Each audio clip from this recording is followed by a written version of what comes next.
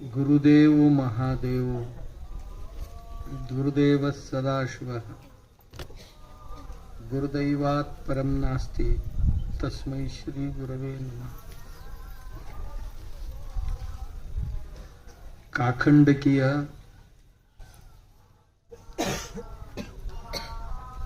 ಗೌಡ್ರೋಣ್ಯನ್ ಗಣಪತಿ 18-20 ವರ್ಷ ಆಯ್ತಂತ. ಅದ್ರಾಗ ಅಪ್ಪೋಳ್ ಬಂದು ಹೋದ ನಂತರ, ಸಿದ್ದೇಶ್ವರ ಅಪ್ಪೋಳ್ ಬಂದು ಹೋದ ನಂತರ ಅಪ್ಪೋಳ ಜಾಗದಾಗ ಮತ್ತೊಬ್ರು ಅಪ್ಪೋಳ್ ತಯಾರಾಗ್ಯಾರ. ಇಲ್ಲಿ ಅವ್ರು ತಯಾರು ಮಾಡೇ ಹೋದ್ರು ಹೋಗಾಕ.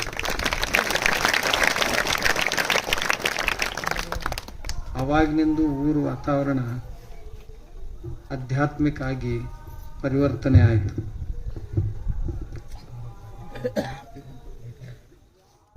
ಯಾವುದಾದ್ರೂ ನಿಮಿತ್ತವಾಗಿಟ್ಕೊಂಡು ಈ ಅಧ್ಯಾತ್ಮ ಕಾರ್ಯಕ್ರಮಗಳನ್ನು ಮಾಡ್ತಾ ಬಂದಿರುವಂಥ ಶಿವಯೋಗೀಶ್ವರ ಶ್ರೀಗಳ ಚರಣಗಳಲ್ಲಿಯೂ ಇದೀಗ ನಮ್ಮನ್ನೆಲ್ಲ ಹರಿಸಿದಂಥ ಪೂಜ್ಯಪಾದರು, ಪ್ರಾತಸ್ಮರಣೀಯರು, ವೇದಾಂತ ವಿದ್ವಾಂಸರು, ಬಹುದೊಡ್ಡ ಗೋಶಾಲೆಯನ್ನ, ಶಿಕ್ಷಣ ಸಂಸ್ಥೆಯನ್ನ ನಡೆಸುತ್ತಾ ದೇಶಕ್ಕೆ ಸೇವೆಯನ್ನು ಸಲ್ಲಿಸ್ತಾ ಇರುವಂಥ ಶಂಕರಾರೂಢ ಶ್ರೀಗಳ ಚರಣಗಳಲ್ಲಿಯೂ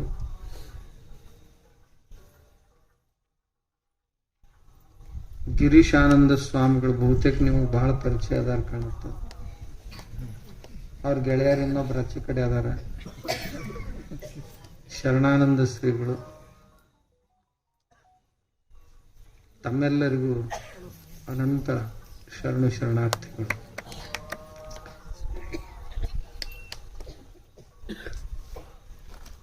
ಭಾರತ ದೇವರು ಮತ್ತು ಸಂತರ ದೇಶ. ನಮ್ಮ 6-7 ಲಕ್ಷ ಹಳ್ಳಿ ಅದಾವು. ಒಂದು ಊರಾಗ ಏನೂ ಇಲ್ಲಂದ್ರೂ ಒಂದು 10 ಗುಡಿ ಇರ್ತಾವ. ದೊಡ್ಡ ಊರಾಗಿನ ಬಹಳ ಇರ್ತಾವ. ಮತ್ತು ನಿಂಬು ದೊಡ್ಡ ಊರ ಐತಿ, 10ಕ್ಕಿಂತ ಹೆಚ್ಚದಾವ ಇಲ್ಲಿ ಗುಡಿ. ಇಡೀ ದೇಶದಾಗ ನೋಡಿದ್ರೆ 1 ಕೋಟಿ ಮ್ಯಾಗ ಗುಡಿಗಳದಾವ, ದೇವರದಾವ. ಇದು ಅಲ್ದ ಮತ್ತ ನಡು ಇಂತಿಂತ ಹಬ್ಬಗಳು ಬರ್ತಾವ. ಮಹಾರಾತ್ರ, ಈಗ ನಾಳೆ ನವರಾತ್ರಿ ಬಂತಂತಂದ್ರ ದೇವಿ ಬರ್ತಾಳ, ದುರ್ಗಾದೇವಿ. ಮುಂಚೆ ಈಗ ಗಣಪತಿ ಬಂದಾನ. ಗಣಪತಿ ಹೋಗೋದ್ರಾಗ ಜೊಕಮಾರ್ ಬಂದ್ ಹೊಕ್ಕಾನ, ಹೌದಲ್ಲ? ಮತ್ ಇದ್ರೊಳಗ ಗಣಪತಿ ಬಂದ್ ಮರುದಿವ್ಸನ ಗೌರಿ ಬರ್ತಾಳ, ಗೌರಿ ಗಣಪತಿ ಅಂತ ಹೇಳಿ ಗಂಗಾ ಗೌರಿ ಬರ್ತಾರ ಅವರು. ಇವ್ರವ್ವಕ್ಕೆ ಹಿಂಗ ಹೊಕ್ಕೈತೆ ಅನ್ನೋದ್ರಾಗ ನವರಾತ್ರಿ ಆಗಣ ದೀಪಾವಳಿ ಬರ್ತೈತೆ, ಮತ್ ಲಕ್ಷ್ಮೀ ಬರ್ತಾಳ. ಅವರೆಲ್ಲ ಫೈನಾನ್ಸ್ ಡಿಪಾರ್ಟ್ಮೆಂಟ್ ನೋಡೋರು. ಇದರ ನಡುವ ನಾಗ ಪಂಚಮಿ ಬಂದು ಹೋತು, ಸರಸ್ವತಿ ಬಂದು ಹೋದ್ಲ ನಡುವ. ಅವ್ರ ಎಜುಕೇಶನ್ ಡಿಪಾರ್ಟ್ಮೆಂಟ್ನವರು ಹೆಡ್ ಅವರು.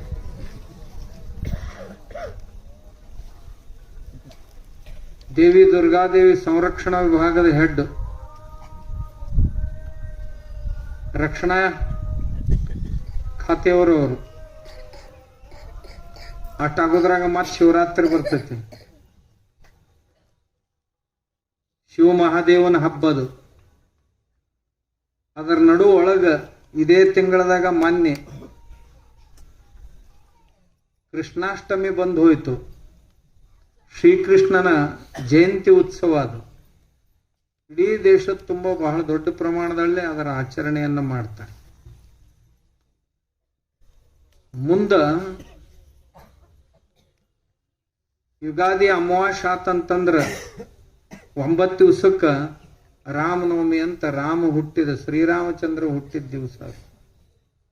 ಅವಾಗ ಚೈತ್ರ ನವರಾತ್ರಿ ಅಂತ 9 ದಿವಸದ ಹಬ್ಬದ ಉತ್ತರ ಭಾರತದೊಳಗೆ ಬಹಳ ದೊಡ್ಡ ಹಬ್ಬ. ಚೈತ್ರದಿಂದ ಹಿಡ್ಕೊಂಡು ಫಾಲ್ಗುಣದ ತನನು ನಮ್ಮ ಕಡೆ ಹಬ್ಬಗಳು ತಿಂಗಳ. ಯಾಕಂದ್ರೆ ಯಾವಾಗ್ಲೂ ನಮ್ಮ ಜೀವನ ಉಲ್ಲಸಿತವಾಗಿರ್ಬೇಕು, ಆನಂದವಾಗಿರ್ಬೇಕು. ಸಂಸಾರದಾಗ ಏನಾರ ಸಣ್ಣ ಪುಟ್ಟು ಘಟನೆಗಳು ಬಂದು ಮನಸ್ಸಿಗೆ ನೋವನ್ನು ಉಂಟು ಮಾಡಿರ್ತಾವು. ಅದರೊಳಗಿಂದ ನಾವು ಸಾವರ್ಸ್ಕೋಬೇಕು, ಅದನ್ನು ಮರಿಬೇಕು. ಮರೆತ ದೇವರ ಪಾದಕ್ಕೆ ಏನಿದ್ದದ್ದನ್ನೆಲ್ಲ ಅರ್ಪಣೆ ಮಾಡಬೇಕು. ಮಾಡಿ ದೇವರ ಮತ್ತೆ ನಮ್ಮನ್ನ ಎದ್ ನಿಲ್ಲಂಗ ಮಾಡಪ್ಪ ಅಂತ ಪ್ರಾರ್ಥಿಸ್ಬೇಕು. ಅದರ ಸಲುವಾಗಿ ಇವೆಲ್ಲ ಹಬ್ಬಗಳನ್ನು ಕೊಟ್ಟು. ನಮ್ಮ ದೇಶದಾಗ ಎಷ್ಟು ಹಬ್ಬದಾವ ಅಷ್ಟು ಹಬ್ಬಗಳು ಎಲ್ಲಿ ಯಾವ ದೇಶದಾಗೂ ಇಲ್ಲ. ನೀವು ಈ ಕಡೆ ಯುರೋಪ್ದಾಗ ಆದ್ರಿ ಅಂದ್ರೆ 2 ಹಬ್ಬ, ಒಂದು ಗುಡ್ ಫ್ರೈಡೆ, ಒಂದು ಕ್ರಿಸ್ಮಸ್. ಅವ ಕೃಷ್ಣ ಹುಟ್ಟಿದ ದಿವಸ ಒಂದು, ಯೇಸು ಹುಟ್ಟಿದ ದಿವಸ ಒಂದು, ಆಮ್ಯಾಗ ಅವನು ಶಿಲುಬೆಗೆ ಏರಿಸಿ 3 ದಿವಸಕ್ಕೆ ಇಳಿಸ್ತಾರ. ಇಳಿಸಿದ ನಾವು ಮತ್ತೆ ಹೊಳ್ಳಿ ಜೀವಂತ ಆದ್ನಂತ. ಅದು ಗುಡ್ ಫ್ರೈಡೆ. ಅವತ್ತ ಶುಕ್ರವಾರ ಇತ್ತಂತ, ಅದಕ್ಕೆ ಅದನ್ನ ಗುಡ್ ಫ್ರೈಡೆ. ಇವು 2 ಹಬ್ಬ, ಉಳಿದು ಏನಿಲ್ಲ. ಇಲ್ಲ ಇನ್ನೊಂದಿನ ಅರಬ್ ದೇಶದಾಗ ಹೋದ್ರಿ ಅಂತಂದ್ರೆ ಅಲ್ಲಿನೂ ಒಂದ್ 2-3 ಹಬ್ಬ ಅಷ್ಟ, ಮತ್ತೆ ಯಾವಿಲ್ಲ. ನಮ್ಮ ಕಡೆ ಹಬ್ಬಗಳು ಕೊರತೆನೇ ಇಲ್ರಿ. ಹಿಂಗ ಒಂದೇನ್ರ ಕೆಲಸ ಶುರು ಮಾಡ್ಯಾವಂದ್ರ ಆ ಕೆಲಸ ಮಾಡೋರು ಮಾಡಿಸ್ಕೊಳ್ಳೋರು ಎಲ್ಲರೂ ಎಲ್ಲಿ ಹೋಗ್ಯಾರ? ಹಬ್ಬ ಐತ್ರಿ, ಹಬ್ಬದಾಗ ಐತ್ರಿ ಮಂದಿ ಅಂತ. 12 ತಿಂಗಳು ಹಬ್ಬದಾಗ. ಹಬ್ಬಗಳು ನಮ್ಮನ್ನ ನಕ್ಕು ನಲಿದಾಡುವಂತೆ ಮಾಡುವಂಥವುಗಳು. ಗಣಪತಿ ಮೊದಲು ಮನ್ಯಾಗ ಕುಂದಿರ್ತಿದ್ದ.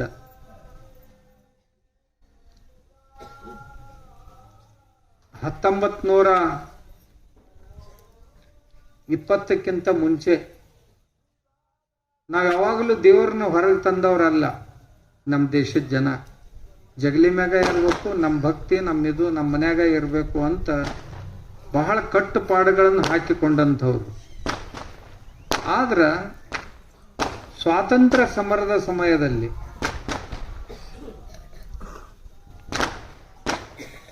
ಜನರು ಒತ್ತಟ್ಟಿಗೆ ಬರಬೇಕು.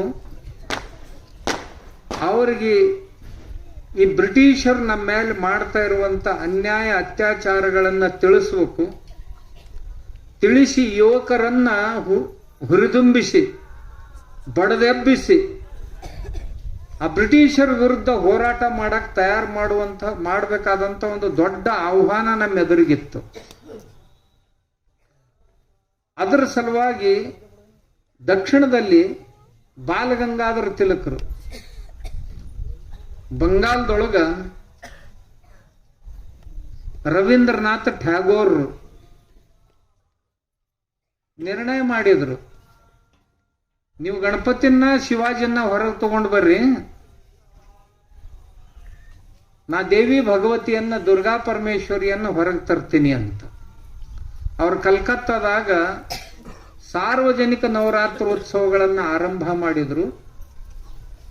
ಲಕ್ಷಗಟ್ಟಲೆ ಜನ ಸೇರಕತ್ತಿದ್ರು. ಅವ್ರು ಸೇರಿದ ಕೂಡಲೇ ಹೋಗಿ ಈ ಬ್ರಿಟಿಷರ್ ಕುರಿತಾದಂತ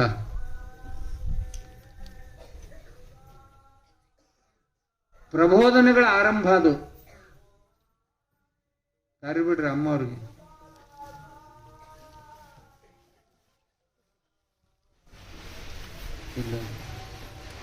ಉತ್ಸವಗಳನ್ನು ಹೊರಗೆ ತಂದ್ರು.